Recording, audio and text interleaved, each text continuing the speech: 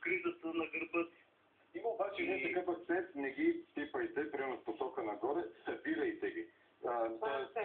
Събираемостта да бъде добра. Не. За мен лично това е неолибералният модел и те са два модела. Във Франция пипат богати, слагат данъци на богати, а в България, примерно, слагат данъци на бедници. Нали? Това е неолибералният модел, който следваше и Симеон Дянков реално. Проследихте ли френския модел обаче как катастрофира всъщност? Не само като обществено мнение, като публичност при налагането на Оланд.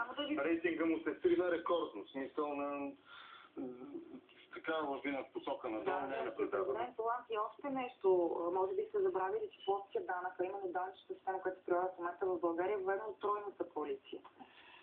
Ама тройната, но продължава в момента и те са съгласни. Те даже го заявиха публично, че реално ще искат точно това да остави, нали? 10% плосък данък. Ще как ще разберат сега, като ще управляват заедно. Благодаря ви за това обаждане. Още зрители. Добро утро. Звука на телевизора, моля. Добро утро.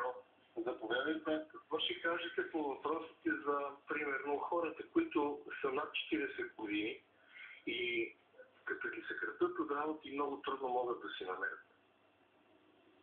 Защото при тези положения в бюрата по труда нито се осигуряват курсове за преквалификация, нито човек, който е минал 40 години, вече, не знам, може трудно да си намери работа. Имате конкретна история или пък вашата, ако искате ни споделете? Съпругата ми на 45 години, съкратена в 6 месеца и работа никъде не може да си намери от бюрото по труда. Курсове ни се предлагат, за да може да се преквалифицира за нещо по-лесно. Каква е нейната специалност? Какво е образованието? Каква е нейната специалност? Какво е работила?